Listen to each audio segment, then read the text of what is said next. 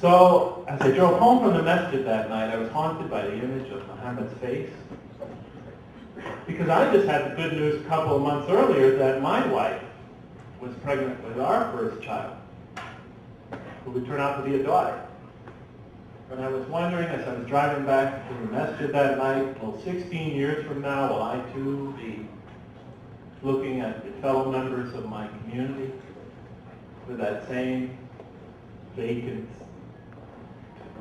defeated expression on my face? And so I started writing. I began writing, recording my experiences of what it was like to be an American convert to Islam in the United States of America, assuming that somehow my children might relate to my experience. Figuring that we're both from the United States of America, the difficulties and problems that I face, they might be able to relate to them, and it might be of some help to them. So I wrote my first book, which I entitled it Struggling to Surrender. I wrote it for my children, and I left it on my shelf in a manuscript form for my children. But my friends used to come over and want to read it, and I lend it to them, and they read it. And finally, they kept saying, "Jeff, you've got to try to publish this. You've got to try to publish it." So I did, and it got published. And then something interesting happened. I began receiving emails from converts from the United States and Canada. Not emails. That time the email, Al Gore hadn't invented it yet. I began receiving letters and telephone calls and other forms of communication of converts mostly, saying that they very much, back in those days, of course not everybody could relate to my experience. Some had very different experiences. But I received many, many emails of converts sharing similar experiences, feeling that they relate to mine. And I noticed from our communications that the converts that many, many converts that I communicated with, our paths to Islam and our paths thereafter intersected at many key points. And based on that, I wrote another book for my children, and I called it Even Angels Act. And a large part of it is devoted to theology, the theological type of questions that drive many Americans, not just Muslims, from belief in God. And I try to describe what kind of answers many of us have found in the Quran. And again, my friends encouraged me to publish it. I ended up publishing it. It came out, and then something remarkable happened. I began receiving emails, mostly emails, because now it was email generation. I began receiving email after email after email after email from young people in America and Canada who were struggling with their faith, young Muslims. A large number of them, a good percentage, said they had already left the faith. They weren't Muslims anymore.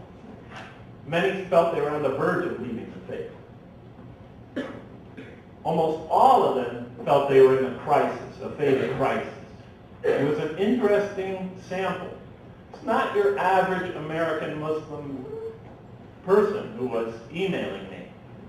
Most American Muslim young people growing up there have no connection to religion aside from the fact they know it's in their heritage.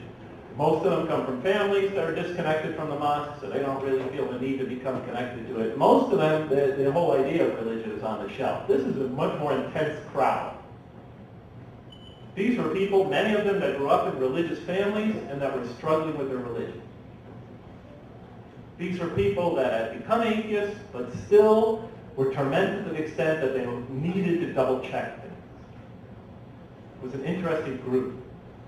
And I began to record these communications. I opened a file and began to put them in there. And the file of those communications quickly grew to 100 pages, and then 200 pages, and then 300 pages, so I reduced the font size, then 400 pages, 500 pages, and now over 1,300 pages long. And based on those communications, I wrote my next book, which was called Losing My Religion, A Call for Help. Because one of the emails I received was entitled, Losing My Religion, A Call for Help. So I changed the file to that name. Because I felt that this was a very important perspective that our community should be aware of. This is vital information. Because if we want to know why these young people aren't coming, it's not like they're going to come knocking on the door and tell us.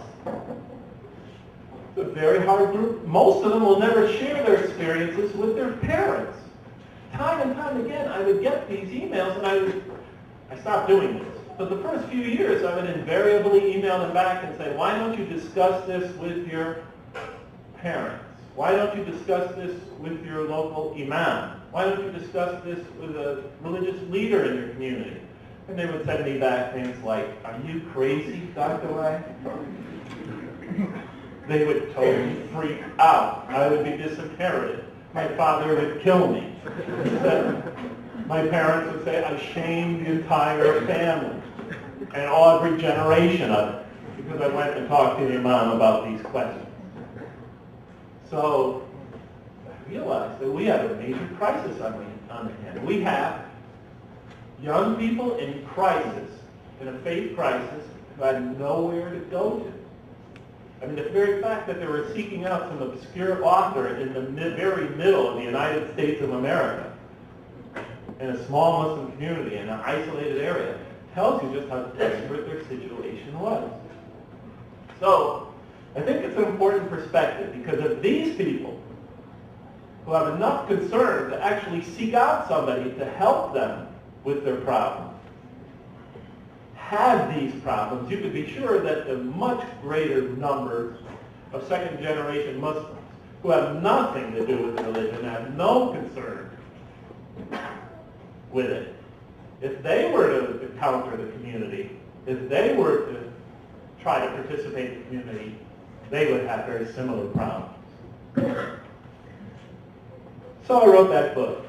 I didn't know what was going to happen to it, and that's an interesting story, but I'm not going to tell you that. Today I'm just going to share with you what was shared with me. Let's see, what time is it? 5 up, is that right? 8 up? 7 up? Is that right? 9 up, thank you. Okay, so I'll take about 20 minutes, 25 minutes to share with you what they shared with me. Don't stone the messenger. And then I'll talk about 20 minutes or so, 25 minutes, how we might approach that, and then I guess we can discuss it after. I wish I had all the answers. I don't. But I think these are important issues and they need to be talked about. We need to be aware of it. It needs to be moved up to the front of our community's agenda at meetings and conferences and publications and so forth.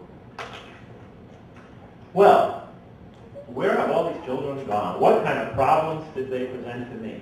Well, one, top of the list, believe it or not. Oh, you'll probably believe it. Top of the list is, of course, culture clash. The clash between the mosque culture, the culture of the mosque, and the surrounding society. And chief thing, the principal item in this category, of course, was the treatment of women in their local Muslim community. The treatment of women. Here's some of what they shared with me. Many of these young people complained that, and they usually said that Islam does these things. They didn't say the community does these things, or the community, this happens in the community. They'd email me and say, Islam makes it this way. They all very often identify these things with Islam because they were told that these things were Islam, or were demanded by Islam. They said women were discouraged from attending the congregational prayers, the 5 daily prayers. They said that women were placed in secluded, separate areas away from the main prayer hall so that they would be secluded from the men. And for many of them, this was a major problem. The seclusion of women in their communities was a major problem.